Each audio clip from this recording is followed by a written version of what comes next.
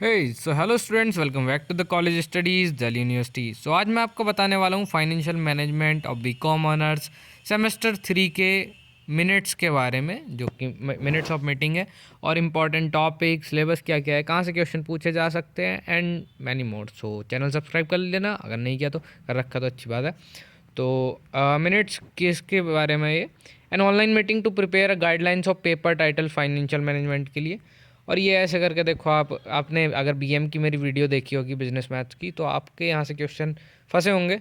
तो ये around 114 colleges के बाद ऐसे मीटिंग हुई, और देन ये कुछ चीज़ें निकल के आई हैं कि कहाँ से क्वेश्चन पूछा जा सकता है। तो इसमें लिखा है total number of theory lectures and practical assigned as NEP syllabus for the paper 3 lectures, practical 1 और 15 week of semester 3। 1 practical period consist of 2 hours. तो प्रैक्टिकल वगैरह का तो सोल्व वालों का कोई सीन ही नहीं है, आपने ऑनलाइन कर ही दिया होगा वो पोर्टल पे आपका assessment. Then come to the theory part. So आपके ये 5 यूनिट है। इन 5 यूनिट में पहली यूनिट जो है आपके, पहले इसका ना मार्क्स एलोकेशन देख लो। First unit is 9 marks, second unit 18 and third unit 27 marks. तो 27 वाली इसको ना पहले ध्यान में लेना, इसको पहले कर लेना।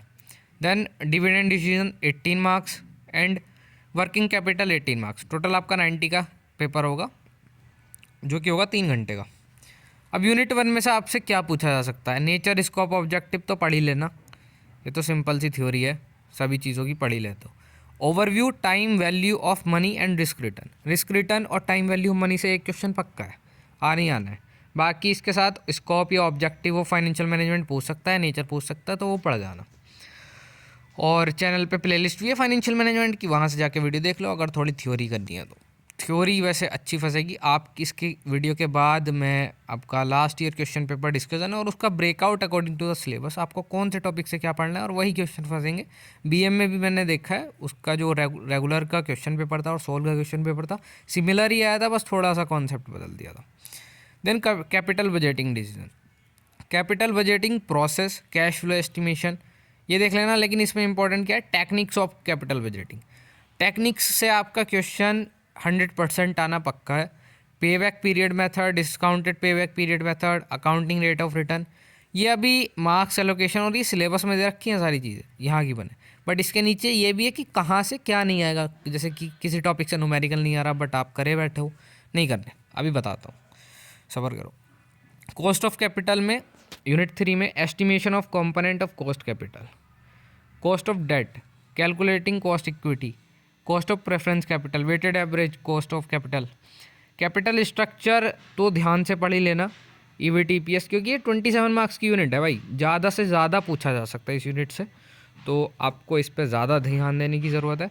एक बार वीडियो पॉज करके देख लीजिए, जो मैंने चीज़ें मार्क और हाईलाइट कर रखी हैं। डिविडेंड डिसीजन में थ्योरीज एंड रिलेवेंस, इसमें ना थ्योरीज का ज़्यादा रोल रहेगा, यूनिट 4 एंड यूनिट 5। और concept of working capital, operating and cash cycle, risk return, trade off. Risk return तो जहाँ भी है ना वहाँ अच्छे से कर लेना। Working capital estimation, receivable management, ये थ्योरी का पार्ट है, रिसीवेबल मैनेजमेंट। तो आपको क्या नहीं पढ़ना है? Unit wise detailed guidelines were finalized as follow. Introduction में तो आपको देखो सब कुछ पढ़ना है, थियोरेटिकल टॉपिक्स पूछेंगे including risk return and numerical from the problem of time value of money. तो टाइम वैल्यू ऑफ मनी से एक न्यूमेरिकल आपका पक्का है। देन कैपिटल बजटिंग डिसीजन, इसमें थियोरेटिकल क्वेश्चन आएंगे, मे बी आस्क्ड। अब इन्होंने कहा है मे बी आस्क्ड, पूछे जा सकते हैं लेकिन ज़रूरी नहीं। लेकिन कैपिटल बजटिंग प्रोसेस से या डिसीजन से डिफरेंट टेक्निक्स पूछी जा सकती है। तो थ्योरी आएगी, no numericals question based on block of asset concept and capital rationing. तो देखो, कैपिटल रेशनिंग और ब्लॉक ऑफ एसेट कॉन्सेप्ट से आपको न्यूमेरिकल करनी नहीं, थ्योरी पढ़ के जाओ, बस काम चल जाएगा।